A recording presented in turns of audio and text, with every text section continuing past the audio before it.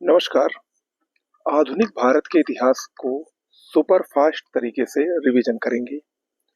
चूंकि revision video है इसीलिए कोई भी डिस्कशन नहीं होगा और थोड़ा सा बड़ा भी होगा क्योंकि आधुनिक भारत का इतिहास इतिहास के तीनों सेगमेंट में सबसे बड़ा है।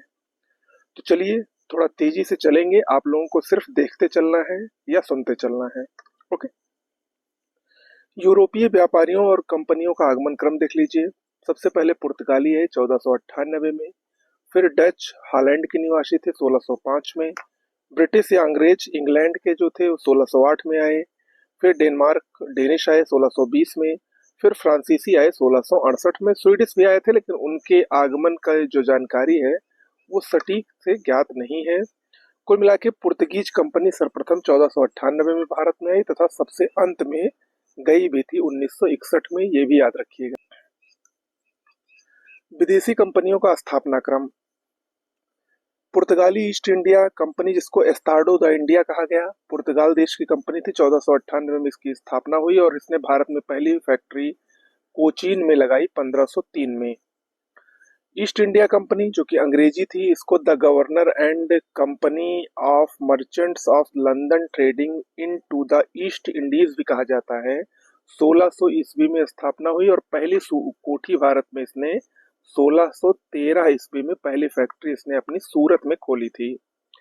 डच की बात करें तो डच ईस्ट इंडिया कंपनी जिसको वेरे निगदे ओस्ट इंडिसे कंपनी कहा गया, 1602 ईस्वी में ये स्थापना हुई इसकी और इसने अपनी पहली फैक्ट्री 1620 में मसूलीपट्टनम में खोली थी। Okay. Danish east India company Denmark की थी, 1616 ईस्वी में सबसे पहली फैक्ट्री 1620 में त्रावणकोर में। फ्रांसीसी ईस्ट इंडिया कंपनी फ्रांस की है, 1664 ईस्वी में आई, सूरत में पहली अपनी फैक्ट्री 1668 ईस्वी में इसने खोला। Swedish east India company Sweden की है, 1731 में चीन में इसने अपना केंद्र बनाया था। भारत में ये बहुत कम समय के लिए थी। पुर्तगालियों की बात करें तो प्रथम पुर्तगाली एवं प्रथम यूरोपीय यात्री वास्को डिगामा मई 1498 में अहमद इब्न मजीद नामक गुजराती पथ प्रदर्शक की सहायता से कालीकट केरल नामक बंदरगाह पर पहुंचा। 1505 ईस्वी में फ्रांसिस्को डी अल्मीडा भारत में प्रथम पुर्तगाली वायसराय बनकर आया। 1510 में अल्बुकर्क ने बीजापुर के शासक यूसुफ आदिल शाह से गोवा को छीन लिया। ये सारी घटनाएं याद रखिएगा। फ्रांसीसी की बात करें तो 1664 ईस्वी में फ्रांसीसी कंपनी की स्थापना मंत्री काल्बर्ट के प्रयासों से फ्रांस के सम्राट लुई 14वें के शासनकाल में हुई थी। फ्रेंच ईस्ट इंडिया कंपनी को कंपनी देस इंडिसे ओरिएंटलेस नाम से जाना गया। फ्रांसीसियों का प्रथम फ्रांसीसी गवर्नर फ्रैंको मार्टिन था। 1673 में फ्रांसीसी कंपनी के गवर्नर फ्रैंक मार्टिन ने वेलिकोंडपुरम के सूबेदार शेर खां लोदी से पुदुचेरी नामक एक गांव प्राप्त किया जिसे कालांतर में पौंडीचेरी कहा गया। वांडीवास के युद्ध जो कि 1760 में हुआ था, इसमें अंग्रेज सेनापति जनरल आयरकूट ने फ्रांसीसियों को पराजित किया। कर्नाटक का युद्ध भी अंग्रेज और फ्रांसीसियों के मध्य लड़ा गया था। ओके, ये बहुत महत्वपूर्ण है। अंग्रेज की बात करें तो 1599 में स्थल मार्ग से भारत आने वाला प्रथम अंग्रेज जॉन मिल्डन हॉल था। 31 दिसंबर 1600 में ब्रिटेन की महारानी एलिजाबेथ प्रथम ने the governor and company of merchant of London trading into the East Indies को पूर्व से व्यापार के लिए 15 वर्षों के लिए व्यापारिक अधिकार प्रदान किया। 1609 ईस्वी में जेम्स प्रथम ने इसे अनिश्चित काल के लिए बढ़ा दिया। 1608 में ब्रिटेन के राजा जेम्स प्रथम के दूत के रूप में कैप्टन हॉकिंस सम्राट अकबर के नाम पत्र लेकर जहांगीर के दरबार में आगरा पहुंचा। 1615 में टॉमस रो ब्रिटेन के राजदूत के रूप में जहांगीर के दरबार में पहुंचा था। 1661 में इंग्लैंड के सम्राट चार्ल्स द्वितीय का विवाह पुर्तगाल की राजकुमारी कैथरीन से हुआ। फलस्वरूप चार्ल्स को बंबई उपहार के रूप में प्राप्त हुआ। ईस्ट इंडिया कंपनी ने 1668 में 10 पाउंड प्रतिवर्ष के किराए पर चार्ल्स द्वितीय से मुंबई को प्राप्त कर लिया। प्रमुख युद्ध देख लीजिए। प्लासी का युद्ध 23 जून 1757 को बंगाल के नवाब सुराजुद्दौला और अंग्रेजों के मध्य, जिसके सेनापति रॉबर्ट क्लाइव थे, लड़ा गया था। अंग्रेज इसमें विजयी हुए थे और भारत में ब्रिटिश साम्राज्य की नींव रखी गई थी। बक्सर का युद्ध 22 अक्टूबर 1764 को बंगाल के नवाब मीर कासिम, अवध के नवाब शुजाउद्दौला और दिल्ली के मुगल सम्राट शाह आलम द्वितीय की संयुक्त सेना और अंग्रेजों के बीच ये युद्ध लड़ा गया, जिसमें सेनापति अंग्रेजों का हेक्टर मुनरो था। इसमें भी अंग्रेज विजय हुए और अंग्रेजों की भारत में इस युद्ध के बाद वास्तविक सत्ता स्थापित हुई। इलाहाबाद की संधि। बक्सर के युद्ध के बाद दो प्रमुख संधियां हुई रॉबर्ट क्लाइव द्वारा। पहली हुई इलाहाबाद की प्रथम संधि शाह आलम द्वितीय से 12 अगस्त 1765 को, और फिर इलाहाबाद की द्वितीय संधि हुई शुजाउद्दौला से 16 अगस्त 1765 को। कर्नाटक युद्ध देख लीजिए। अंग्रेजों और फ्रांसीसियों के मध्य प्रथम कर्नाटक युद्ध 1746 से 48 ईस्वी में ऑस्ट्रिया के उत्तराधिकार के युद्ध के कारण ये लड़ा गया और समाप्त हुआ 1748 में एक्स ला सैपल की संधि के साथ। ये अनिर्णित रहा युद्ध। द्वितीय युद्ध 1749 से 54 के बीच में कर्नाटक के उत्तराधिकार के युद्ध के कारण ये लड़ा गया और पौंडीचेरी की संधि से ये समाप्त हुआ 1755 में। अंग्रेज इसमें मजबूत स्थिति में रहे। तृतीय 1758 से 63 के बीच में ये सप्तवर्षीय युद्ध और औपनिवेशिक कारण के कारण लड़ा गया। पेरिस की संधि से 1763 में ये समाप्त हुआ। फ्रांस की पराजय इसमें प्रमुख रूप से हुई। ओके। आंग्ल मैसूर युद्ध देख लीजिए। प्रथम आंग्ल मैसूर युद्ध 1767 से 1769 के बीच में। हैदर अली मैसूर का शासक था। लॉर्ड वेरलेस्ट बंगाल का गवर्नर था।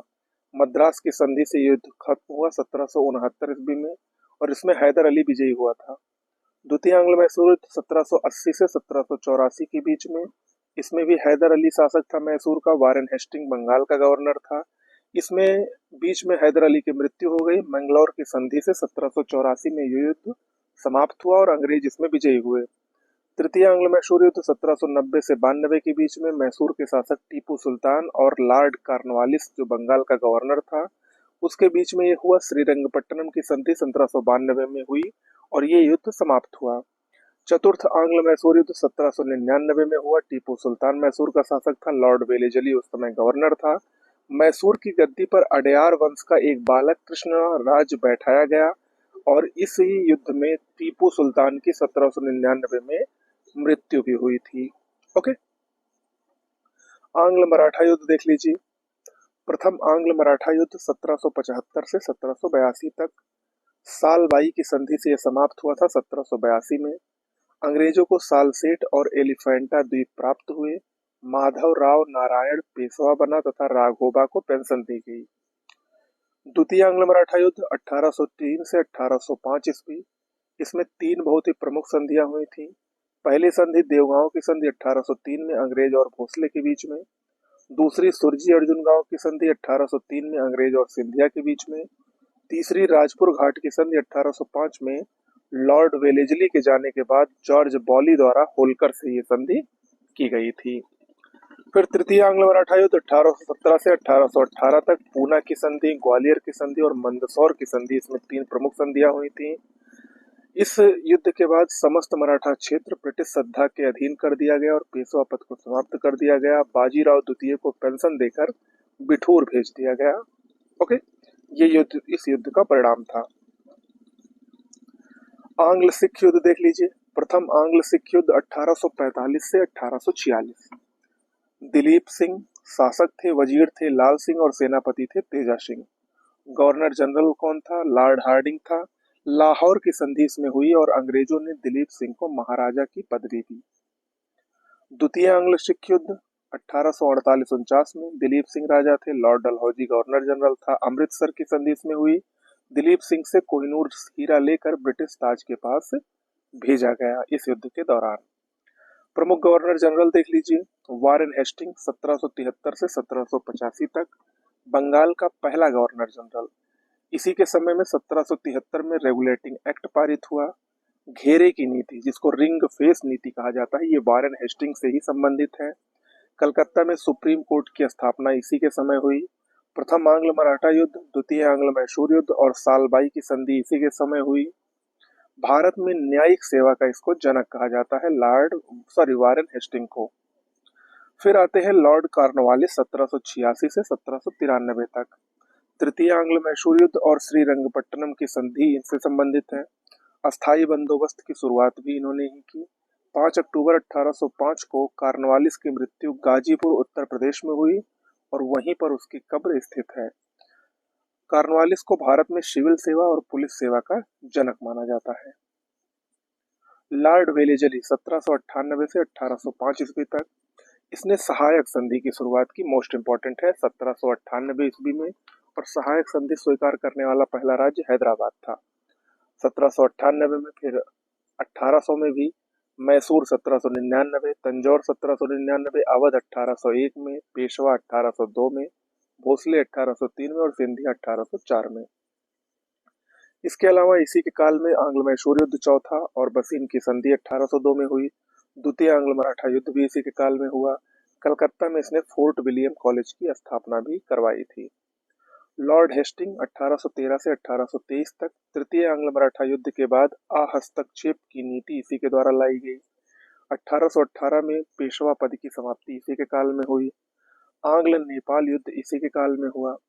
बम्बई और मद्रास में रैयतवाड़ी व्यवस्था को टॉमस मुनरो द्वारा लागू किया जाना 1820 में, तब यही गवर्नर जनरल था। अवध और उत्तर पश्चिम राज्यों प्रांतों में महालवाड़ी व्यवस्था भी इसी के काल में लागू हुई थी। लॉर्ड विलियम बेंटिक 1828 से 1835 तक, बंगाल के अंतिम गवर्नर जनरल और भारत के पहले गवर्नर जनरल थे। इनके काल में 1829 ईस्वी में नियम 17, याद रखिएगा, नियम 17 द्वारा सती प्रथा का उन्मूलन किया गया। 1833 के चार्टर एक्ट द्वारा बंगाल के गवर्नर जनरल को भारत का गवर्नर जनरल बना दिया गया। इस प्रकार 1833 में भारत का पहला governor general Lord William Bentinck बने थे। बेंटिक ने कर्नल स्लीमैन की सहायता से 1830 में ठगी प्रथा को भी समाप्त किया था। इंपॉर्टेंट है, पूछा जाता है। लॉर्ड एलनबरो 1842 से 1844, प्रथम आंग्ल अफगान युद्ध समाप्त हुआ। सिंध को 1843 ईस्वी में ब्रिटिश साम्राज्य में मिला लिया गया, यानी सिंध का विलय लॉर्ड एलनबरो के ही समय में 1843 में हुआ। 1843 में दास प्रथा का उन्मूलन 1843 के एक्ट 5 द्वारा, इन्हीं के द्वारा किया गया। लॉर्ड डलहौजी 1848 से 1856, द्वितीय आंग्ल सिख युद्ध इन्हीं के काल में हुआ। 29 मार्च 1849 को पंजाब का अंग्रेजी राज्य में विलय हुआ। कोहिनूर हीरा महारानी विक्टोरिया को भेज दिया गया। इन्होंने व्यपगत सिद्धांत दिया था, लैप्स थ्योरी इन्होंने दी थी, और इन्होंने कई राज्यों को विलय भी किया था। उन राज्यों का क्रम देख लीजिए, पूछता है। सतारा को 1848 में, जैतपुर संभलपुर 1849 में, बघाट 1850 में, उदयपुर 1852 में, झांसी 1853 में, नागपुर 1854 में और अवध को कुशासन के आरोप में 1856 में विलय किया गया। लॉर्ड डलहौजी को भारत में रेलवे का जनक माना जाता है। 1853 में पहली बार रेलवे लाइन मुंबई से ठाणे के बीच 34 किलोमीटर पर रेल का परिचालन हुआ। 1854 में कलकत्ता और रानीगंज के मध्य दूसरी रेल चलाई गई। भारत में पहली बार पीडब्ल्यूडी सार्वजनिक निर्माण विभाग की स्थापना भी इन्हीं के द्वारा की गई। लॉर्ड कैनिंग 1856 से 58 तक और 1858 से 62 तक, ये भारत के अंतिम गवर्नर जनरल थे और भारत के प्रथम वायसराय थे। 1857 के प्रथम स्वतंत्रता संग्राम के समय यही वायसराय थे। 1857 में कलकत्ता, मुंबई और मद्रास में 3 नए विश्वविद्यालय की स्थापना हुई। इन्हीं के काल में 1862 में कलकत्ता, मुंबई और मद्रास में उच्च न्यायालय की स्थापना हुई। कंपनी के शासन का अंत भी हुआ। मुगल सम्राट के पद को भी समाप्त कर दिया गया इन्हीं के काल में। लॉर्ड मेयो 1869 से 1872 तक, 1871 में पुरातत्व सर्वेक्षण विभाग इन्हीं के काल में बनाया गया। भारत में पहली जनगणना लॉर्ड मेयो के कार्यकाल में 1872 में हुई। लॉर्ड लिटन 1876 से 1880 तक, 1878 में रिचर्ड स्ट्रेचडी की अध्यक्षता में प्रथम अकाल आयोग इन्होंने ही नियुक्त की। स्ट्रेची आयोग जिसको कहा जाता है, अकाल आयोग था। वर्नाकुलर प्रेस एक्ट 1878 इसने ही पारित किया। सुरेंद्र नाथ बैनर्जी ने इस एक्ट को आकाश से होने वाला वज्रपात कहा था। किसको? वर्नाकुलर प्रेस एक्ट को। द्वितीय आंग्ल अफगान युद्ध इन्हीं के काल में हुआ तथा वैधानिक जनपद सेवा का गठन भी इन्होंने किया। सिविल सेवा परीक्षाओं में प्रवेश की अधिकतम आयु सीमा 21 वर्ष से घटाकर 19 वर्ष कर दी गई इन्हीं के द्वारा। लॉर्ड लिटन, इनको भारत का सबसे अलोकप्रिय वायसराय माना जाता है। ठीक है, मतलब इनके काम कोई अच्छे नहीं थे। इनके साथ साथ अभी आगे लॉर्ड कर्जन के बारे में पढ़ेंगे तो उनको भी वही हाल है। लॉर्ड रिपन 1880 से 84 तक, इनके काल में भारत में नियमित 10 वर्ष पर जनगणना शुरू हुई 1881 में। स्थानीय स्वशासन संबंधी प्रस्ताव 1882 में सम्मिलित हुआ, इसलिए रिपन को स्थानीय स्वशासन का जनक भी कहा जाता है। विलियम हंटर की अध्यक्षता में 1882 में इन्होंने शिक्षा आयोग का गठन किया, जिसको हंटर आयोग कहा जाता है, प्राथमिक शिक्षा से संबंधित था। वर्नाकुलर प्रेस एक्ट की समाप्ति इन्होंने की, जिसको लॉर्ड लिटन ने लागू किया था। 2 फरवरी 1883 में यूरोपियों के विरुद्ध भारतीय न्यायाधीशों द्वारा मुकदमे की सुनवाई के लिए प्रस्तावित इल्बर्ट बिल विवाद इन्हीं के काल में हुआ था। इसे श्वेत विद्रोह के नाम से जाना जाता है। लॉर्ड डफरिन 1884 से 1886। डफरिन के समय एओ ह्यूम के द्वारा 1885 में भारतीय राष्ट्रीय कांग्रेस की स्थापना हुई।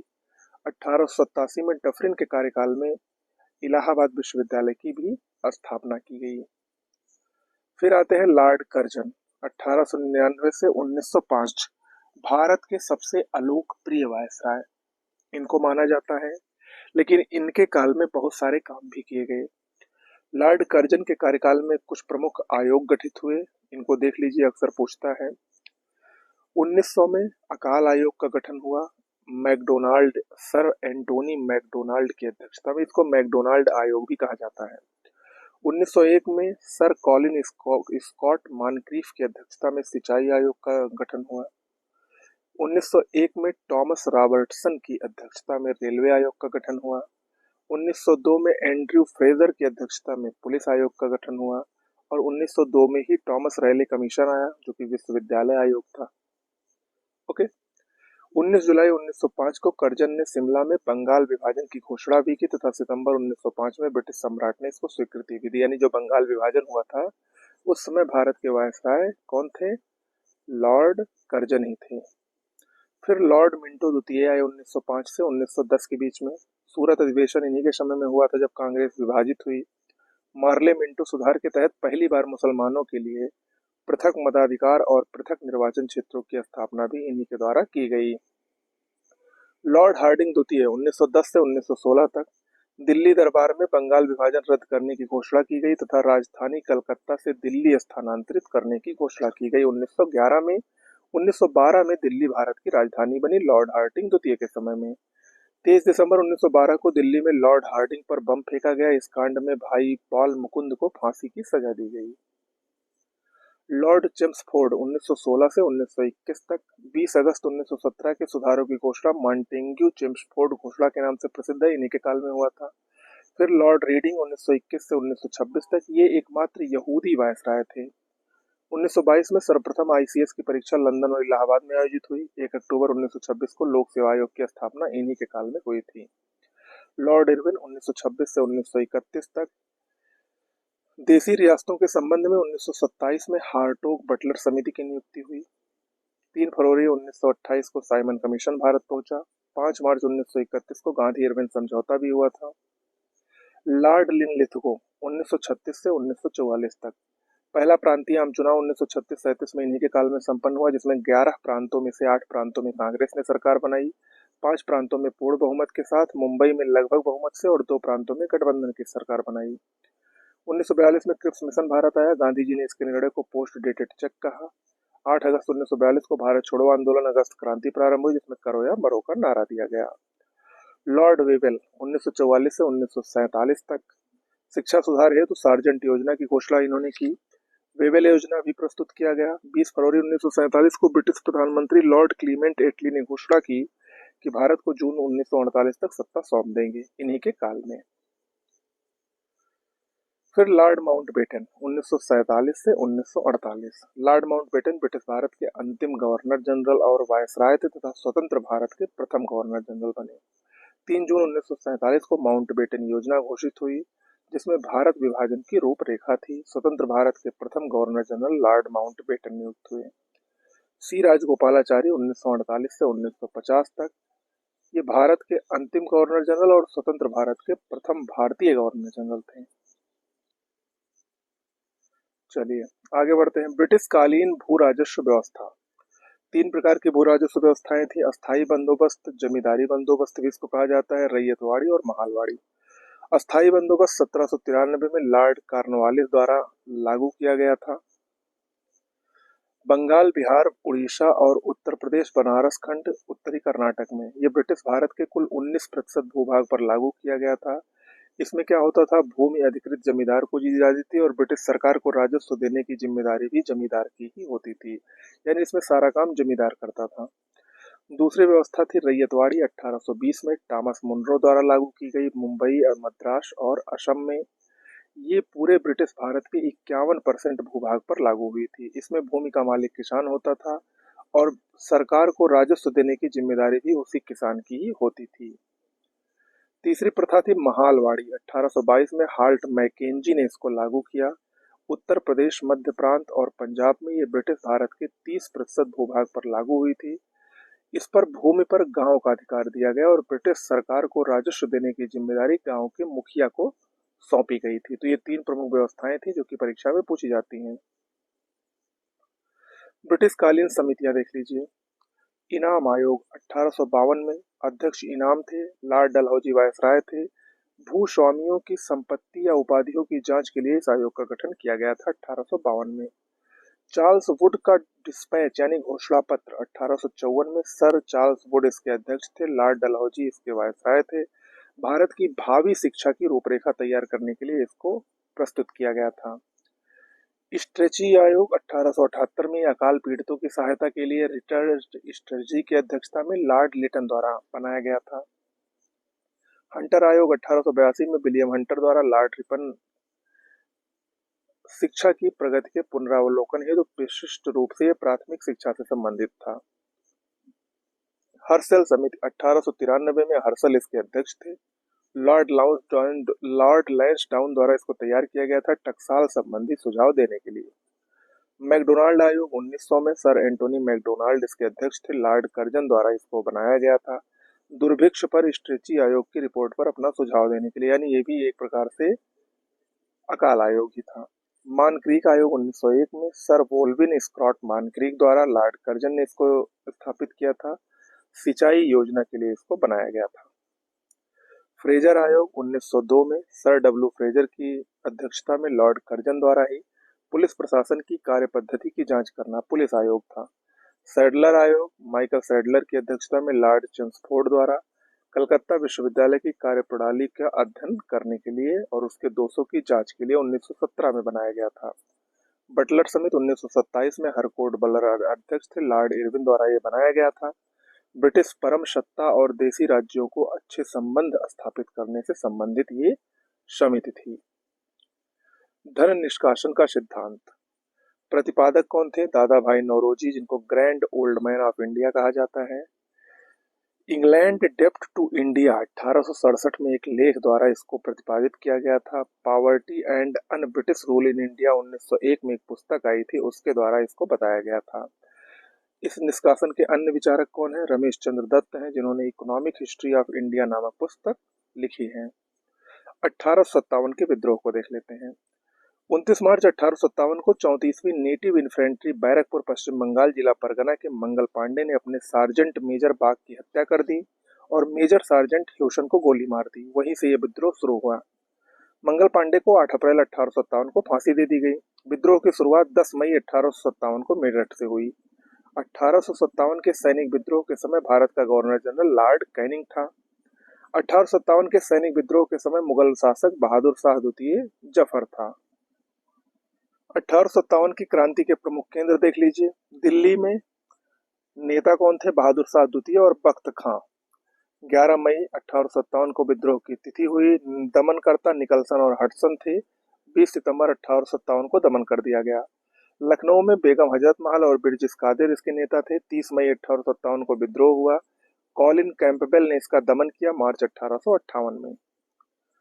झांसी में रानी लक्ष्मीबाई इसकी प्रमुख नेता थी। 4 जून 1857 को इसका विद्रोह की शुरुआत हुई और जनरल ह्यूरोज द्वारा 17 जून 1858 को इसका दमन किया गया। कानपुर में नाना साहब नेता थे और इसके साथ साथ तात्या टोपे भी थी। यहाँ पर 5 जून 1857 को शुरुआत हुई। कॉलिन कैंपबेल द्वारा 6 दिसंबर 1857 को इसका दमन किया गया।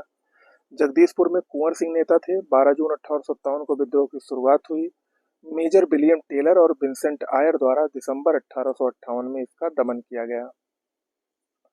फैजाबाद में मौलवी अहमदुल्ला थे। जून 1857 में इसकी शुरुआत हुई और कैंपबेल द्वारा 5 जून 1858 को इसका विद्रोह को दमन कर दिया गया। बरेली में खान बहादुर खान नेता थे। ये भी 1857 में शुरू होकर 1858 में कैंपबेल द्वारा समाप्त कर दिया गया। इलाहाबाद में लियाकत अली थे। ये भी 1857 में समाप्त शुरू करके 1858 में कर्नल नील ने इसको समाप्त किया। फतेहपुर में अजीमुल्ला थे। 1857 में ये भी शुरू हुआ। 1858 में इसको भी दमन कर दिया गया जनरल रेनार्ड के द्वारा। 1857 के विद्रोह से संबंधित पुस्तकें देख लीजिए। The Indian war of independence 1857 BD. Savarkar ने लिखी है। The great rebellion Ashok Mehta ने लिखी है। Sepoy mutiny and the revolt of 1857 R C. Majumdar ने लिखी है। सामाजिक और धार्मिक सुधार आंदोलन देख लीजिए। सबसे पहले हिंदू सुधार आंदोलन, राजा राम मोहन राय और ब्रह्म समाज। राजा राम मोहन राय 22 मई 1772 से 27 सितंबर 1833 तक, जन्म स्थान इनका राधानगर, हुगली, बंगाल। उपाधि इनकी कौन कौन सी थी? राजा मुगल शासक अकबर द्वितीय द्वारा, युगदूत सुभाष चंद्र बोस द्वारा, संवैधानिक आंदोलन के जनक सुरेंद्र नाथ बनर्जी द्वारा, भारतीय नव जागरण के अग्रदूत, आधुनिक भारत के पिता, भारतीय राष्ट्रवाद के जनक, नव प्रभात का तारा, अतीत एवं भविष्य के मध्य सेतु, भारतीय जागृति के जनक, नए भारत का मसीहा, प्रथम आधुनिक पुरुष और युग पुरुष, ये सब इनकी विभिन्न उपाधियां थी। ओके। प्रकाशित समाचार पत्र पत्रिकाएं, संवाद कौमुदी बंगला भाषा में, मिरातुल अखबार फारसी में 1822 में, ब्रह्म कानिकल मैगजीन अंग्रेजी में इनके द्वारा प्रकाशित किया जाता था। प्रमुख पुस्तकें, तुहफात उल मुआहिदीन, एकेश्वरवादियों का उपहार 1809 में फारसी भाषा में प्रकाशित हुई। प्रीसेप्ट ऑफ जीसस 1820 में प्रकाशित हुई। संस्थाएं इनके द्वारा स्थापित जो हैं, वेदांत सोसाइटी 1816 में कलकत्ता में, आत्मीय सभा 1815 में कलकत्ता में, हिंदू कॉलेज 1817 में कलकत्ता में, डेविड हेयर की इसमें अग्रणी भूमिका रही। वेदांत कॉलेज 1825 में कलकत्ता में और ब्रह्म समाज 1828 में कलकत्ता में। स्वामी दयानंद सरस्वती और आर्य समाज, 12 फरवरी 1824 में स्वामी दयानंद सरस्वती का जन्म हुआ टंकारा, गुजरात में। इनका बचपन का नाम मूल शंकर था। इनके द्वारा स्थापित संस्था आर्य समाज 1875 में मुंबई में। इनका नारा क्या था? वेदों की ओर लौटो, भारत भारतीयों के लिए है, और स्वराज शब्द का सर्वप्रथम प्रयोग इन्होंने ही किया। इनको भारत का मार्टिन लूथर किंग कहा जाता है। इन्होंने वेदों का पुनरुत्थान किया, वैदिक धर्म की पुनः स्थापना की, सामाजिक धार्मिक कुरीतियों का इन्होंने प्रबल विरोध किया। शुद्धि आंदोलन के जनक माने जाते हैं। पुनः हिंदू धर्म में प्रवेश को लेकर गौ रक्षा आंदोलन इन्होंने करवाया। दंडी स्वामी पूर्णानंद ने ही मूल शंकर का नाम स्वामी दयानंद सरस्वती रखा। इनकी प्रमुख पुस्तकें, सत्यार्थ प्रकाश हिंदी में 1875 में, पाखंड खंडिनी 1866 में, अद्वैत मत का खंडन 1873 में। सत्यार्थ प्रकाश को आर्य समाज का बाइबल कहा जाता है। सत्यार्थ प्रकाश में स्वामी जी ने लिखा है कि बुरे से बुरा देसी राज्य अच्छे से अच्छा विदेशी राज्य से बेहतर है। स्वामी दयानंद पहले व्यक्ति थे जिन्होंने हिंदी को राष्ट्रभाषा स्वीकार किया और स्वराज शब्द का प्रयोग भी किया था। स्वामी विवेकानंद को देख लीजिए। 12 जनवरी 1863 को जन्म हुआ कोलकाता में। बचपन का नाम नरेंद्र नाथ दत्त था। पिता का नाम विश्वनाथ दत्त और माता का नाम भुवनेश्वरी देवी था। गुरु इनके रामकृष्ण परमहंस थे। इन्होंने रामकृष्ण मिशन की स्थापना 1897 में कलकत्ता के बेल्लूर में की थी। हिंदू धार्मिक सामाजिक आंदोलन देख लीजिए। एशियाटिक सोसाइटी 1784 में विलियम जोन्स इसके संस्थापक थे, कलकत्ता, बंगाल में। युवा बंगाल आंदोलन 1826 में हेनरी लुई विवियन डेरोजियो द्वारा, बंगाल, कलकत्ता में। ब्रह्म समाज 1828 में राजा राम मोहन राय द्वारा, कलकत्ता में। तत्व बोधिनी सभा 1839 में देवेंद्र नाथ टैगोर इसके संस्थापक थे, कलकत्ता में। परमहंस मंडली 1840 में गोपाल हरि देशमुख द्वारा, मुंबई में।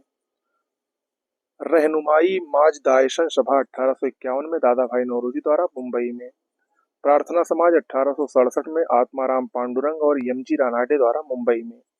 आर्य समाज 1875 में स्वामी दयानंद सरस्वती द्वारा, मुंबई में। थियोसोफिकल सोसाइटी 1875 में मैडम एच.पी. ब्लावोत्स्की और कर्नल आलकाट द्वारा, न्यूयॉर्क में। दक्कन एजुकेशनल सोसाइटी 1884 में जी.जी. आगरकर द्वारा, पूना में। इंडियन नेशनल सोशल कॉन्फ्रेंस 1887 में महादेव गोविंद रानाडे द्वारा, मुंबई में। देव समाज 1887 में शिव नारायण अग्निहोत्री द्वारा, लाहौर में। रामकृष्ण मिशन 1897 में स्वामी विवेकानंद द्वारा बेल्लूर कोलकाता में। Servant of India society Bharat सेवक समाज 1905 में गोपाल कृष्ण गोखले द्वारा मुंबई में। पूना सेवा सदन 1909 में श्रीमती रमाबाई रानाडे द्वारा पूना में। सोशल सर्विस लीग 1911 में एन.एम. जोशी द्वारा मुंबई में। सेवा समिति 1914 में एच.एन. कुंजरू हृदयनाथ कुंजरू द्वारा इलाहाबाद में। हिंदू महासभा 1915 में मदन मोहन मालवीय द्वारा हरिद्वार में। विमेंस इंडियन एसोसिएशन 1917 में लेडी सदाशिव अय्यर द्वारा मद्रास में। विश्व भारती 1921 में रविंद्रनाथ टैगोर द्वारा कलकत्ता में। ओके, निम्न जातीय आंदोलन को देख लीजिए। सत्य शोधक समाज 1873 में ज्योतिबा फुले संस्थापक थे, महाराष्ट्र में। अरब्बी पुलम आंदोलन 1888 में श्री नारायण गुरु द्वारा अरब्बीपुरम केरल में। श्री नारायण धर्म परिपालन गोयोगम 1903 में श्री नारायण पद्मनाभम पल्पू और कुमार आशान द्वारा केरल में। डिप्रेस्ड क्लास मिशन सोसाइटी 1906 में वी.आर. सिंधे द्वारा मुंबई में। बहुजन समाज 1902 में मुकुंदराव पाटिल द्वारा सतारा महाराष्ट्र में। जस्टिस पार्टी 1915-16 में सी.एन. मुदालियार, टी.एम. नायर और पी. त्यागराज चट्टी द्वारा मद्रास में। बहिष्कृत हितकारिणी सभा डॉक्टर भीमराव अंबेडकर द्वारा 1924 में मुंबई में स्थापित किया गया। आत्मसम्मान आंदोलन 1920 में ई.वी. रामास्वामी नायकर और वलीजा नायडू द्वारा मद्रास में। हरिजन सेवक संघ 1932 में महात्मा गांधी द्वारा पूना में। मुस्लिम सामाजिक धार्मिक आंदोलन देख लीजिए। दारुल उलूम या देवबंद आंदोलन 1866 में मोहम्मद कासिम ननौतवी और राशिद अहमद गंगोई द्वारा देवबंद में। अलीगढ़ आंदोलन 1875 में सर सैयद अहमद खां द्वारा अलीगढ़ में। अहमदिया आंदोलन 1889-90 में मियां मिर्जा गुलाम अहमद द्वारा फरीदकोट में। नदवातुल आंदोलन, जिसको नदवाह उल उलेमा कहा गया, 1894-95 में मौलाना सिबली नुमानी द्वारा लखनऊ में। महत्वपूर्ण सामाजिक सुधार अधिनियम देख लीजिए। 1795 और 1804 में शिशुवध प्रतिबंध अधिनियम लॉर्ड गवर्नर वेलेजली द्वारा शिशुओं को मारने पर रोक लगाई गई। 1829 में सती प्रथा प्रतिबंध अधिनियम लॉर्ड विलियम बेंटिंग द्वारा सती प्रथा पर प्रतिबंध लगाया गया, राजा राम मोहन राय के प्रयास से। 1829 में बाल विवाह निषेध अधिनियम लॉर्ड विलियम बेंटिंग द्वारा 18 वर्ष से कम आयु के लड़कों के विवाह पर प्रतिबंध लगाया गया। 1837 में हिंदू महिला संपत्ति अधिनियम लॉर्ड ऑकलैंड द्वारा हिंदू महिलाओं को संपत्ति का अधिकार दिया गया। 1843 में दास प्रथा पर प्रतिबंध लगाया गया, लॉर्ड एलन बरो द्वारा। 1856 में हिंदू विधवा पुनर्विवाह अधिनियम पारित हुआ, लॉर्ड कैनिंग के समय में। विधवा विवाह को वैध ठहराया गया, इसमें ईश्वरचंद विद्यासागर का काफी अच्छा प्रयास था। 1872 में मोस्ट इंपोर्टेंट है native marriage act, Lord Northbrook द्वारा अंतर जातीय विवाह की वैधानिकता दी गई, केशव चंद्र सेन के प्रयास से। 1891 का age of consent act, Lord Lansdowne द्वारा लड़की की सहमति आयु 10 वर्ष से बढ़ाकर 12 वर्ष की गई, बहराम जी मालाबारी बी.एम. मालाबारी के प्रयासों से। 1930 का शारदा एक्ट, लॉर्ड इरविन के समय में लड़कों के लिए विवाह की न्यूनतम आयु 18 और लड़कियों के लिए 14 वर्ष की गई।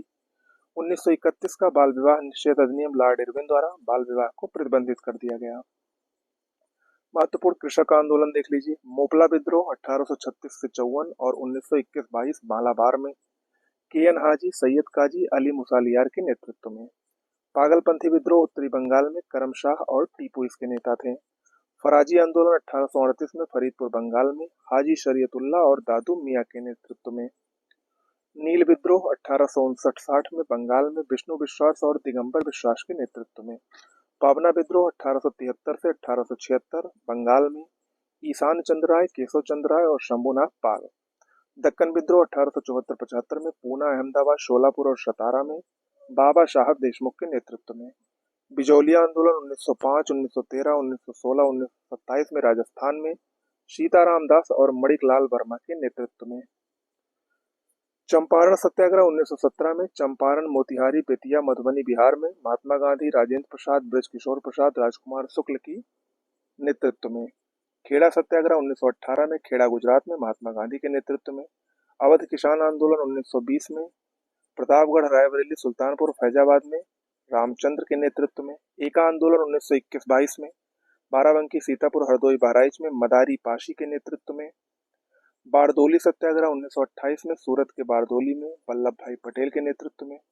तेभागा आंदोलन 1946 में बंगाल में कंपाराम और भुवन सिंह के नेतृत्व में। प्रमुख जनजातीय विद्रोह देख लीजिए। चुआर विद्रोह 1768 में। राजा जगन्नाथ और दुर्जन सिंह नेतृत्व करता थे। झारखंड और बंगाल प्रभावित क्षेत्र था। बघेरा विद्रोह 1818 से 20 में। बघेरा सरदार बड़ौदा। हो विद्रोह 1820, 22 और 1832 में राजा पराहत के नेतृत्व में सिंहभूम छोटा नागपुर में। भील विद्रोह 1812 से 1819 और 1825 में। त्रिम्बक जी दांगलिया सेवरम के नेतृत्व में खानदेश में। खासी विद्रोह 1827 से 33 तक राजा तीरथ सिंह मुकुंद सिंह बारमानिक के नेतृत्व में खासी पहाड़ी असम और मेघालय में। कोल विद्रोह 1831-32 में बुद्धो भगत और गंगा नारायण के नेतृत्व में छोटा नागपुर पठार में।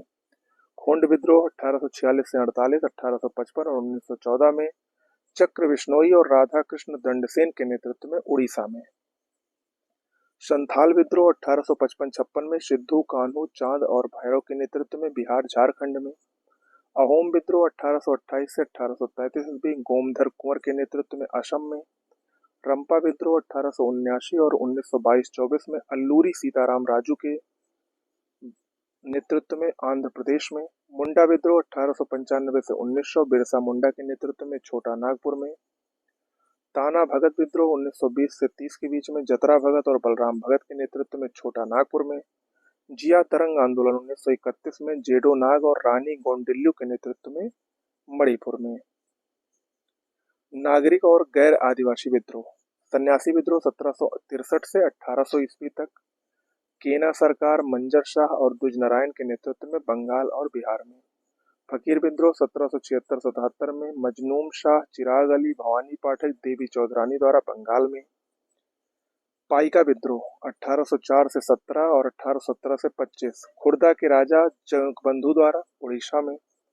रामोसी विद्रोह 1822 से 1829 और 1839 से 41 के बीच में चित्तर सिंह उमाजी नरसिंह दत्तात्रेय द्वारा पूना पश्चिमी घाट में। कित्तूर का विद्रोह चेन्नम्मा द्वारा धारवाड़ के निकट 1824 से 29 में। गडकरी विद्रोह 1844 में कृष्णा दाजी पंडित द्वारा कोल्हापुर महाराष्ट्र में। फराइजी आंदोलन 1838 से 1858 ईस्वी शरीयतुल्लाह और दादू मियां बंगाल में। कूका विद्रोह 1840 से 1841 भगत जवाहरमल पंजाब में। पागलपंथी विद्रोह 1825 से 1833 करमशाह टीपूमुर शेरपुर पूर्वी बंगाल में। थम्पी विद्रोह 1805 से 1809 दीवान बेलू थेम्पी त्रावणकोर केरल में। भारतीय राष्ट्रीय कांग्रेस की बात करें, स्थापना 1885 में एलन ऑक्टोवियन ह्यूम द्वारा। कांग्रेस का प्रथम अधिवेशन 28 दिसंबर 1885 को मुंबई के गोकुल दास तेजपाल संस्कृत महाविद्यालय परिसर में हुआ। स्थापना के समय भारत के वायसराय लॉर्ड डफरिन थे। भारतीय राष्ट्रीय कांग्रेस के प्रमुख तथ्यों को देख लीजिए। प्रथम अध्यक्ष डब्ल्यू.सी. बनर्जी थे। प्रथम मुस्लिम अध्यक्ष बदरुद्दीन तैयब जी। प्रथम यूरोपीय अध्यक्ष जॉर्ज यूल। प्रथम महिला अध्यक्ष एनी बेसेंट। प्रथम भारतीय महिला अध्यक्ष सरोजनी नायडू और सबसे युवा अध्यक्ष मौलाना अबुल कलाम आजाद थे। भारतीय राष्ट्रीय कांग्रेस के प्रमुख वार्षिक अधिवेशन 1885 में मुंबई में पहला अधिवेशन हुआ। अध्यक्ष थे डब्ल्यू.सी. बनर्जी। इस अधिवेशन में कुल 72 प्रतिनिधि शामिल हुए। 1886 में दूसरा अधिवेशन कलकत्ता में दादा भाई नौरोजी की अध्यक्षता में, और दादा भाई नौरोजी प्रथम पारसी अध्यक्ष थे। इसी में नेशनल एसोसिएशन कांग्रेस का राष्ट्रीय कांग्रेस में विलय हो गया और डफरिन ने सभी सदस्यों को गार्डन पार्टी पर आमंत्रित किया। 1887 में मद्रास में अधिवेशन हुआ। बदरुद्दीन तैयब जी अध्यक्ष बने, जो कि प्रथम मुस्लिम अध्यक्ष थे। इसमें सर्वप्रथम तमिल भाषा में भाषण दिया गया। शस्त्र अधिनियम के विरोध में प्रस्ताव पारित हुआ। 1888 में इलाहाबाद प्रयागराज में जॉर्ज यूल अध्यक्ष थे, जो कि प्रथम अंग्रेज अध्यक्ष थे। जॉर्ज यूल प्रथम यूरोपीय अध्यक्ष बने। इस अधिवेशन में पहली बार लाला लाजपत राय ने हिंदी में भाषण दिया। 1896 कलकत्ता अधिवेशन, रहीमतुल्ला एम शयानी ये दूसरे मुस्लिम अध्यक्ष थे और इसी अधिवेशन में सबसे पहले वंदे मातरम को गाया गया। 1905 बनारस अधिवेशन गोपाल कृष्ण गोखले की अध्यक्षता में बंगाल विभाजन की आलोचना की गई। स्वदेशी और बहिष्कार का समर्थन किया गया। 1906 में कलकत्ता अधिवेशन दादा भाई नौरोजी की अध्यक्षता में नौरोजी द्वारा स्वराज शब्द का सबसे पहले प्रयोग किया गया 1906 के कलकत्ता अधिवेशन में। ओके। 1907 सूरत अधिवेशन रास बिहारी घोष अध्यक्ष थे। कांग्रेस का इसमें विभाजन हुआ नरम दल और गरम दल में। 1911 में कलकत्ता अधिवेशन बिशन नारायण दर की अध्यक्षता में पहली बार इसमें राष्ट्रगान गाया गया, जनगण मन। 1916 लखनऊ अधिवेशन अंबिका चरण मजूमदार की अध्यक्षता में। इस अधिवेशन में बम्बई के गवर्नर जनरल लॉर्ड वेलिंगटन ने अधिवेशन में भाग लिया था। नरम दल और गरम दल में इसमें समझौता हुआ और कांग्रेस और मुस्लिम लीग में भी समझौता हुआ। 1917 कलकत्ता अधिवेशन एनी बेसेंट इसकी अध्यक्ष थी, जो कि पहली महिला अध्यक्ष थी। सर्वप्रथम तिरंगे झंडे को कांग्रेस ने अपनाया। 1920 नागपुर अधिवेशन श्री विजय राघवाचारी इसके अध्यक्ष थे। भारतीय रियासतों के प्रतिनिधि घोषित की। भाषाई आधार पर प्रांतों के विभाजन और हिंदी को संपर्क भाषा बनाने की बात कही गई तथा असहयोग आंदोलन के कार्यक्रम का अनुमोदन किया गया। 1923 काकीनाडा अधिवेशन मौलाना मोहम्मद अली अध्यक्ष थे। इस वार्षिक सम्मेलन में अखिल भारतीय खादी बोर्ड की स्थापना की गई। 1924 बेलगांव कर्नाटक अधिवेशन महात्मा गांधी अध्यक्ष थे और एकमात्र यही कांग्रेस का अधिवेशन था जिसकी अध्यक्षता महात्मा गांधी ने की थी। 1925 कानपुर अधिवेशन सरोजनी नायडू अध्यक्ष थी, जो कि कांग्रेस की पहली भारतीय महिला अध्यक्ष थी। 1929 में लाहौर अधिवेशन जवाहरलाल नेहरू की अध्यक्षता में इसमें पूर्ण स्वराज्य का प्रस्ताव पारित किया गया और प्रतिवर्ष 26 जनवरी को स्वतंत्रता दिवस मनाने का निर्णय लिया गया। 1931 में कराची अधिवेशन वल्लभ भाई पटेल की अध्यक्षता में मूल अधिकार का प्रस्ताव पारित हुआ। गांधी इरविन समझौते का अनुमोदन हुआ। राष्ट्रीय आर्थिक कार्यक्रम का प्रस्ताव पारित हुआ। बहुत महत्वपूर्ण है ये। 1936 का लखनऊ अधिवेशन जवाहरलाल नेहरू की अध्यक्षता में। नेहरू ने समाजवाद को भारत की समस्याओं को हल करने की कुंजी बताया। कांग्रेस पार्लियामेंट्री बोर्ड की स्थापना भी की गई। 1937 का फैजपुर अधिवेशन जवाहरलाल नेहरू की अध्यक्षता में प्रथम अधिवेशन जो गांव में हुआ। 1938 का हरिपुरा अधिवेशन गुजरात में है, ये सुभाष चंद्र बोस की अध्यक्षता में। राष्ट्रीय नियोजन या योजना समिति का गठन हुआ। सुभाष चंद्र बोस ने हिंदी भाषा के लिए रोमन लिपि लागू करने की वकालत की और झंडा गीत को स्वीकृति मिली इसी अधिवेशन में। 1939 त्रिपुरी अधिवेशन मध्य प्रदेश में है, त्रिपुरी। सुभाष चंद्र बोस इसके भी अध्यक्ष थे। पहली बार इसमें कांग्रेस अध्यक्ष का चुनाव हुआ। सुभाष चंद्र बोस और गांधी जी के द्वारा समर्थित उम्मीदवार पट्टाभी सीतारमैया के बीच, जिसमें सुभाष चंद्र बोस जीत गए, लेकिन कार्यकारिणी के गठन के प्रश्न पर उन्होंने त्यागपत्र दे दिया। तब जाकर डॉक्टर राजेंद्र प्रसाद को इसका अध्यक्ष बनाया गया। तो ये अक्सर पूछता है। ओके। 1940 रामगढ़ अधिवेशन मौलाना अबुल कलाम आजाद 6 वर्ष तक लगातार कांग्रेस के अध्यक्ष के पद पर रहे। ये रामगढ़ अधिवेशन इस बार आया भी था। 1946 में मेरठ अधिवेशन आचार्य JB कृपलानी, स्वतंत्रता के समय कांग्रेस के अध्यक्ष यही थे। ओके। बंगाल विभाजन की बात करें, 1905 में हुआ था। 19 जुलाई 1905 को वायसराय लॉर्ड कर्जन द्वारा बंगाल विभाजन के निर्णय की घोषणा की गई। विभाजन के निर्णय के विरोध में 7 अगस्त 1905 को कलकत्ता के टाउन हॉल में स्वदेशी आंदोलन की घोषणा की गई और बहिष्कार प्रस्ताव पास किया गया। स्वदेशी आंदोलन का विचार सबसे पहले कृष्ण कुमार मिश्र ने अपने पत्र संजीवनी में दिया था। 16 अक्टूबर 1905 को बंगाल विभाजन प्रभावी हुआ और इसी दिन पूरे बंगाल में शोक दिवस के रूप में मनाया गया। आगे बढ़िए। वर्ष 1911 में वायसराय लॉर्ड हार्डिंग द्वितीय ने इंग्लैंड के सम्राट जॉर्ज पंचम और महारानी मेरी के आगमन पर दिल्ली में भव्य दरबार का आयोजन किया और इसी भव्य दरबार में, दिल्ली दरबार में, बंगाल विभाजन को रद्द कर दिया गया और कलकत्ता के स्थान पर दिल्ली को भारत की राजधानी बनाने की घोषणा की गई। 1912 में दिल्ली भारत की राजधानी बनी। मुस्लिम लीग का गठन 1906 में। दिसंबर 1906 में ढाका के नवाब सलीमुल्लाह खान के निमंत्रण पर ढाका में अखिल भारतीय मुस्लिम शैक्षणिक सम्मेलन संपन्न हुआ। सम्मेलन में सलीमुल्लाह ने अखिल भारतीय मुस्लिम लीग के गठन का प्रस्ताव पेश किया। मुस्लिम लीग का पहला अध्यक्ष आगा खां को चुना गया और मुस्लिम लीग का मुख्यालय लखनऊ में बनाया गया। कांग्रेस का विभाजन सूरत अधिवेशन 1907 में हुआ था। इसकी अध्यक्षता रास बिहारी बोस ने की थी, अभी मैंने बताया। कारण क्या था? स्वदेशी आंदोलन को चलाने के तौर तरीकों को लेकर कांग्रेस नरम दल और गरम दल में विभाजित हो गई। जो नरम दल वाले थे वो इस आंदोलन को सिर्फ बंगाल तक ही सीमित रहना चाहते थे, लेकिन जो गरम दल के थे वो पूरे भारत में इसको फैलाना चाहते थे, जिसकी वजह से मतभेद हुआ और सूरत अधिवेशन के दौरान इन दोनों में विभाजन हो गया। बाल गंगाधर तिलक को देख लीजिए, उपाधि इनकी लोकमान्य और भारत के बेताज बादशाह। इनके द्वारा प्रकाशित समाचार पत्र मराठा और केसरी 1881 में, इन्होंने 1893 में गणपति उत्सव, 1895 में शिवाजी उत्सव की शुरुआत की। इंडियन अर्नेस्ट के लेखक वैलेंटाइन सिरोल ने इनको भारतीय शांति का जनक कहा। 1908 में केसरी में प्रकाशित तथ्यों के आधार पर राजद्रोह का मुकदमा चलाकर इन्हें 6 वर्ष की सजा देकर मांडले जेल बर्मा भेज दिया गया। मांडले जेल में ही इन्होंने गीता रहस्य नामक पुस्तक लिखी। तिलक ने कांग्रेस पर प्रार्थना, याचना और विरोध की राजनीति करने का आरोप लगाया था। भारत में क्रांतिकारी आंदोलन का पहला चरण। बी डी सावरकर द्वारा 1899 में स्थापित मित्र मेला ही 1904 में एक गुप्त सभा अभिनव भारत में परिवर्तित हो गई। पी मित्रा ने बंगाल में अनुशीलन समिति की स्थापना की। 30 अप्रैल 1908 को खुदीराम बोस और प्रफुल्ल चाकी ने मुजफ्फरपुर के न्यायाधीश किंग्सफोर्ड की गाड़ी पर बम फेंका, परंतु किंग्सफोर्ड बच गए।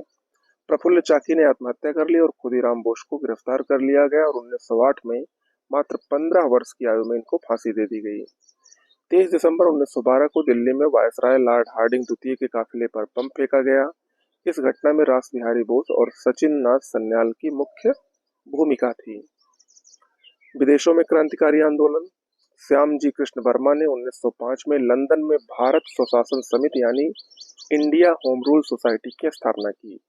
मैडम भीकाजी कामा ने 1907 में स्टुटगार्ट जर्मनी में अंतर्राष्ट्रीय समाजवादी कांग्रेस के सम्मेलन में भारत का राष्ट्रीय तिरंगा फहराया, जो कि हरा, पीला और लाल रंग का था। ये भी याद रखिएगा। इन्हें भारतीय क्रांति की माता कहा जाता है। 1 नवंबर 1913 को लाला हरदयाल ने सैन फ्रांसिस्को में गदर पार्टी की स्थापना की। सोहन सिंह भाखना इस पार्टी के अध्यक्ष थे। लखनऊ समझौता। 1916 में अंबिकाचरण मजूमदार की अध्यक्षता में भारतीय राष्ट्रीय कांग्रेस का वार्षिक अधिवेशन लखनऊ में हुआ। लखनऊ अधिवेशन में बाल गंगाधर तिलक और एनी बेसेंट के प्रयासों से नरम दल और गरम दल का पुनः मिलन हुआ। इसी अधिवेशन में कांग्रेस और मुस्लिम लीग के बीच समझौता हुआ, जिसे लखनऊ समझौता के नाम से जाना जाता है। महत्वपूर्ण घटनाएं देख लीजिए। कामागाटा मारू प्रकरण 1914 में, मार्ली मिंटू सुधार 1909 में, दिल्ली दरबार 1911 में, प्रथम विश्व युद्ध 1914 से 18 तक, होम रूल लीग आंदोलन 1916 में, लखनऊ समझौता 1916 में, मॉन्टेग्यू घोषणा 1917 में, मॉन्टेग्यू चेम्सफोर्ड सुधार 1919 में। महात्मा गांधी का जन्म 2 अक्टूबर 1869 को गुजरात के पोरबंदर में हुआ। इनके पिता का नाम करमचंद गांधी और माता का नाम पुतली बाई था। इनके पिता पोरबंदर, बंकानेर और राजकोट के दीवान थे। 1883 में 13 साल की आयु में गांधी जी का विवाह कस्तूरबा गांधी के साथ हुआ। गांधी जी ने 1889 से 91 तक इंग्लैंड में कानून की पढ़ाई की। 1893 में गुजराती व्यापारी दादा अब्दुल्ला का मुकदमा लड़ने के लिए ये दक्षिण अफ्रीका के डरबन गए। गांधी जी अफ्रीका में लगभग 21 वर्ष तक रहे। 9 जनवरी 1915 को दक्षिण अफ्रीका से भारत लौटे। गोपाल कृष्ण गोखले गांधी जी के राजनीतिक गुरु थे। गांधी जी ने 1917 में अहमदाबाद में साबरमती नदी के तट पर साबरमती आश्रम की स्थापना की। The story of my experiment with truth ये गांधी जी की आत्मकथा है।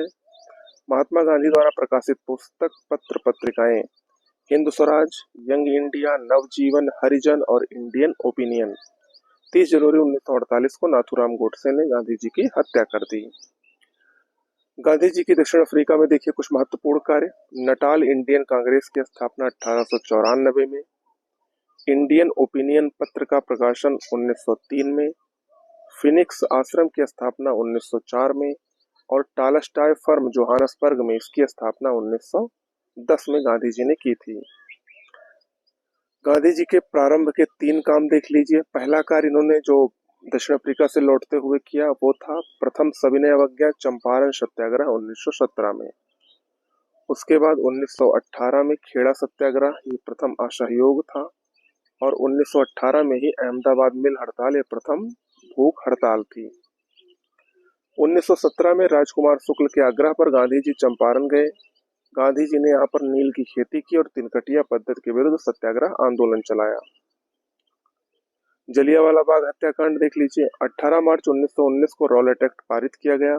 9 अप्रैल 1919 को पंजाब के lieutenant governor general Michael O'Dwyer के आदेश पर पंजाब के दो लोकप्रिय नेताओं डॉक्टर सत्यपाल और डॉक्टर सैफुद्दीन किचलू को गिरफ्तार कर लिया गया। इस घटना से जनता में रोष व्याप्त हो गया। 10 अप्रैल 1919 को अमृतसर का प्रशासन सैन्य अधिकारी ब्रिगेडियर जनरल आर डायर को सौंप दिया गया। 13 अप्रैल 1919 को बैसाखी के दिन जालियांवाला बाग में विशाल सभा का आयोजन किया गया, जिस पर जनरल आर डायर ने अंधाधुंध गोलियां चलवाई। इसी को जालियांवाला बाग हत्याकांड कहा जाता है। 13 अप्रैल 1919 को हुआ था। इस हत्याकांड के विरोध में शंकरन नायर ने वायसराय की कार्यकारिणी परिषद की सदस्यता से इस्तीफा दे दिया और रविंद्रनाथ टैगोर ने नाइटहुड की उपाधि को त्याग दी थी।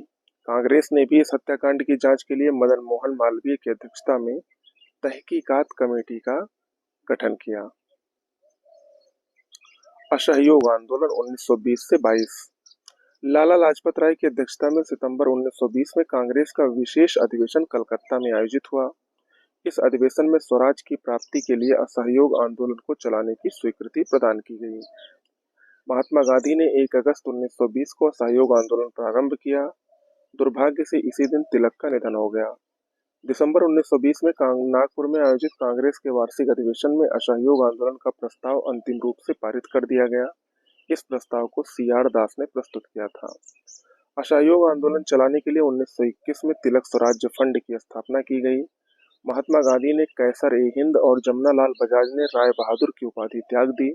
असहयोग आंदोलन के दौरान विदेशी वस्त्रों के जलाए जाने को रविंद्रनाथ टैगोर ने निष्ठुर बर्बादी की संज्ञा दी थी। चौरी चौरा कांड 4 फरवरी 1922 को संयुक्त प्रांत के गोरखपुर जिले के चौरी चौरा नामक स्थान पर हुआ था। कारण क्या था? किसानों के जुलूस पर गोली चलाए जाने के कारण उग्र भीड़ ने थाने में आग लगा दी, जिसमें 23 पुलिसकर्मी मारे गए और इसी के फलस्वरूप गांधी जी ने 12 फरवरी 1922 को असहयोग आंदोलन को स्थगित कर दिया था। स्वराज पार्टी का गठन मार्च 1923। 1923 के विधानमंडल चुनाव में भाग लेने के लिए मार्च 1923 में चित्तरंजन दास और मोतीलाल नेहरू ने इलाहाबाद में स्वराज पार्टी की स्थापना की। सीआर दास इस पार्टी के अध्यक्ष और मोतीलाल नेहरू महासचिव थे। स्वराज पार्टी ने 1925 में विट्ठल भाई पटेल को केंद्रीय विधानमंडल का अध्यक्ष नियुक्त करने में सफलता प्राप्त की। क्रांतिकारी आंदोलन का दूसरा चरण। हिंदुस्तान रिपब्लिक एसोसिएशन एचआरए अक्टूबर 1924 में सचिंद्र सन्याल, राम प्रसाद बिस्मिल, योगेश चटर्जी और अन्य क्रांतिकारियों के सहयोग से कानपुर में इसकी स्थापना की गई। 9 अगस्त 1925 को काकोरी कांड या काकोरी ट्रेन एक्शन अब इसका नाम हो गया है। हिंदुस्तान रिपब्लिकन एसोसिएशन के क्रांतिकारियों ने 9 अगस्त 1925 को लखनऊ के काकोरी नामक स्थान पर 8 डाउन ट्रेन को लूट लिया। इस घटना के संबंध में 29 क्रांतिकारियों को गिरफ्तार करके मुकदमा चलाया गया। राम प्रसाद बिस्मिल, राजेंद्र लाहिड़ी, रोशन लाल और अशफाक उल्ला को क्रमशः गोरखपुर, गोंडा, नैनी और फैजाबाद की जेल में फांसी दे दी गई। चंद्रशेखर आजाद इस घटना के बाद भागने में सफल रहे। हिंदुस्तान सोशलिस्ट रिपब्लिकन एसोसिएशन देख लीजिए। 1928 में चंद्रशेखर आजाद के नेतृत्व में दिल्ली के फिरोज शाह कोटला मैदान में हिंदुस्तान रिपब्लिक एसोसिएशन का नाम बदलकर हिंदुस्तान सोशलिस्ट रिपब्लिक एसोसिएशन रख दिया गया। एचएसआरए के संस्थापक सदस्यों में भगत सिंह, सुखदेव, भगवती चरण बोहरा, शिव वर्मा, जयदेव कपूर और विजय कुमार सिन्हा शामिल थे। 17 दिसंबर 1928 को भगत सिंह, चंद्रशेखर आजाद और राजगुरु ने लाला लाजपत राय की मृत्यु का बदला लेने के लिए लाहौर के सहायक पुलिस अधीक्षक सैंडर्स की हत्या कर दी। 8 अप्रैल 1929 को भगत सिंह और बटुकेश्वर दत्त ने दिल्ली में केंद्रीय विधानमंडल की खाली बेंचों पर बम फेंका। भगत सिंह, राजगुरु और सुखदेव पर लाहौर षड्यंत्र केस के तहत मुकदमा चलाया गया। 23 मार्च 1931 को भगत सिंह, राजगुरु और सुखदेव को फांसी दे दी गई। 27 फरवरी 1931 को इलाहाबाद के अल्फ्रेड पार्क में पुलिस मुठभेड़ के दौरान चंद्रशेखर आजाद ने स्वयं को गोली मार ली। सविनय अवज्ञा आंदोलन। सविनय अवज्ञा आंदोलन की शुरुआत 12 मार्च 1930 को गांधी जी के प्रसिद्ध डांडी मार्च के साथ हुई। 12 मार्च 1930 को गांधी जी ने अहमदाबाद स्थित साबरमती आश्रम से अपने 78 समर्थकों के साथ डांडी के लिए पदयात्रा प्रारंभ की। 24 दिन बाद गांधी जी ने अपने समर्थकों के साथ 5 अप्रैल को दांडी नवसारी जिला पहुंचकर 6 अप्रैल 1930 को समुद्र तट पर नमक बनाकर कानून तोड़ा। इस यात्रा के दौरान गांधी जी ने कुल 390 किलोमीटर की पदयात्रा की। अमेरिकी पत्रकार वेब मिलर दांडी मार्च में महात्मा गांधी के साथ था। गोलमेज सम्मेलन देख लीजिए। पहला गोलमेज सम्मेलन नवंबर 1930 से 1931 तक। द्वितीय गोलमेज सम्मेलन 7 सितंबर 1931 से 1 दिसंबर 1931 तक। और तृतीय गोलमेज सम्मेलन 17 नवंबर 1932 से 24 दिसंबर 1932 तक। प्रथम गोलमेज सम्मेलन के दौरान डॉक्टर भीमराव अंबेडकर और मुस्लिम प्रतिनिधियों ने पृथक निर्वाचक मंडल की मांग की। डॉक्टर भीमराव अंबेडकर तीनों गोलमेज सम्मेलन में सम्मिलित हुए थे। कांग्रेस ने सिर्फ द्वितीय गोलमेज सम्मेलन में भाग लिया। द्वितीय गोलमेज सम्मेलन में कांग्रेस के एकमात्र प्रतिनिधि के रूप में गांधी जी 29 अगस्त 1931 को एसएस राजपूताना नामक जहाज से लंदन के लिए रवाना हुए थे। द्वितीय गोलमेज सम्मेलन में सम्मिलित होने वाले प्रमुख व्यक्ति महादेव देसाई, मदन मोहन मालवीय, देवदास गांधी, घनश्याम दास बिड़ला, मीराबेन, एनी बेसेंट और सरोजिनी नायडू थे। द्वितीय गोलमेज सम्मेलन के समय रैमजे मैकडोनाल्ड ब्रिटिश प्रधानमंत्री थे और लॉर्ड वेलिंगटन भारत के वायसराय थे। सांप्रदायिक निर्णय और पूना पैक्ट। 16 अगस्त 1932 को ब्रिटिश प्रधानमंत्री रैमजे मैकडोनाल्ड ने सांप्रदायिक पंचाट यानी कम्युनल अवार्ड की घोषणा की। अब दलित वर्ग को भी अल्पसंख्यक मानकर हिंदुओं से अलग कर दिया गया। इस निर्णय के विरोध में गांधी जी ने पूना के यरवदा जेल में 20 सितंबर 1932 को आमरण अनशन शुरू किया। 24 सितंबर 1932 को गांधी के अनुयायियों मदन मोहन मालवीय, डॉक्टर राजेंद्र प्रसाद, सी राजगोपालाचारी और अंबेडकर के बीच समझौता हुआ। इस समझौते को पूना पैक्ट कहा जाता है। पूना समझौते का मसौदा सी राजगोपालाचारी ने तैयार किया था। पूना पैक्ट पर दलित वर्ग की ओर से डॉक्टर अंबेडकर और हिंदुओं की ओर से पंडित मदन मोहन मालवीय ने हस्ताक्षर किया था। 18 अप्रैल 1930 को सूर्यसेन, जिसको मास्टरदा कहा जाता है, इनके नेतृत्व में इंडियन रिपब्लिकन आर्मी की चटगांव शाखा ने चटगांव शस्त्रागार पर धावा बोलकर कब्जा कर लिया। 3 फरवरी 1928 को साइमन कमीशन भारत पहुंचा। 22 से 24 मार्च 1940 को मुस्लिम लीग का वार्षिक अधिवेशन मोहम्मद अली जिन्ना की अध्यक्षता में लाहौर में हुआ। इसी अधिवेशन में पाकिस्तान प्रस्ताव पारित हुआ। युद्ध में भारत का सहयोग प्राप्त करने के लिए लॉर्ड लिथगो ने 8 अगस्त 1940 को एक घोषणा की, जिसे अगस्त प्रस्ताव के नाम से जाना जाता है। अगस्त प्रस्ताव को पूर्णतः अस्वीकृत करने के पश्चात कांग्रेस द्वारा व्यक्तिगत सत्याग्रह या दिल्ली चलो सत्याग्रह प्रारंभ करने का निर्णय लिया गया। 17 अक्टूबर 1940 को महात्मा गांधी ने विनोबा भावे को पहले सत्याग्रही के रूप में चुना। दूसरे सत्याग्रही जवाहरलाल नेहरू और तीसरे वल्लभ भाई पटेल चुने गए। Cripps mission 1942। भारत में बढ़ रहे राजनीतिक गतिरोध को दूर करने के लिए ब्रिटिश प्रधानमंत्री विंस्टन चर्चिल ने मार्च 1942 में एक मिशन भारत भेजा। ब्रिटिश संसद सदस्य तथा मजदूर नेता सर स्टैफोर्ड क्रिप्स के नेतृत्व में यह मिशन भेजा गया, इसीलिए इसका नाम क्रिप्स मिशन रखा गया। भारत छोड़ो आंदोलन 1942। 7 अगस्त 1942 को बंबई के ऐतिहासिक ग्वालियर टैंक मैदान में अबुल कलाम आजाद की अध्यक्षता में कांग्रेस की वार्षिक बैठक हुई। इसी बैठक में नेहरू ने भारत छोड़ो आंदोलन का प्रस्ताव पेश किया। भारत छोड़ो आंदोलन का आलेख महात्मा गांधी, जवाहरलाल नेहरू और अबुल कलाम आजाद ने मिलकर तैयार किया था। 8 अगस्त 1942 को भारत छोड़ो आंदोलन प्रस्ताव पारित कर दिया गया। इसी समय गांधी जी ने करो या मरो का नारा दिया। 9 अगस्त 1942 को सुबह में सरकार ने ऑपरेशन जीरो आवर के तहत गांधी जी और अन्य शीर्ष नेताओं को गिरफ्तार कर लिया। भारत छोड़ो आंदोलन संबंधित महत्वपूर्ण तथ्य देख लीजिए। इस आंदोलन के दौरान 3 जगहों पर समानांतर सरकारों की स्थापना हुई। पहली बलिया में चित्तू पांडे के नेतृत्व में, दूसरी तामलुक में। यहाँ की सरकार को जातीय सरकार के नाम से जाना जाता था। यह सरकार दिसंबर 1942 से सितंबर 1944 तक चली थी। यहाँ की किसान विधवा मातंगनी हजारा ने गोली लग जाने के बाद भी झंडे को ऊंचा रखा था। इन्हें बूढ़ी गांधी भी कहा जाता है। तीसरी सरकार सतारा की थी, जो कि सबसे लंबे समय तक चलने वाली सरकार थी। यह 1945 तक कार्यरत रही। इसके नेता वाई.वी. चौहान थे। भारत छोड़ो आंदोलन के दौरान महात्मा गांधी के जीवनीकार लुई फिशर, जो कि एक अमेरिकी पत्रकार थे, वो उनके साथ थे। गांधी इरविन समझौता। गांधी और इरविन की लंबी वार्ता के पश्चात 5 मार्च 1931 को एक समझौता हुआ, जिसे दिल्ली पैक्ट या गांधी इरविन समझौता कहा जाता है। इस समझौते के फलस्वरूप कांग्रेस द्वितीय गोलमेज सम्मेलन में भाग लेने के लिए राजी हुई थी। आजाद हिंद फौज। मोहन सिंह के नेतृत्व में मार्च 1942 में Indian national army Azad Hind फौज का गठन किया गया। इंडियन नेशनल आर्मी का विचार सूत्र ज्ञानी प्रीतम सिंह और फूजीवारा ने दिया। इसकी पहली डिवीजन का औपचारिक गठन 1 सितंबर 1942 को किया गया, जिसके प्रथम सेनापति मोहन सिंह को बनाया गया।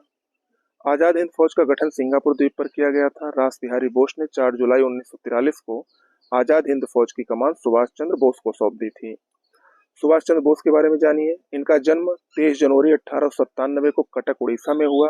1920 में इन्होंने सिविल सेवा में चौथा स्थान प्राप्त किया, लेकिन मन न लगने के कारण त्यागपत्र दे दिया। महात्मा गांधी की प्रेरणा से 1921 में ये राष्ट्रीय कांग्रेस में सम्मिलित हुए थे। देशबंधु चित्तरंजन दास इनके राजनीतिक गुरु थे। 1927 में इंडिपेंडेंस लीग का इन्होंने गठन किया।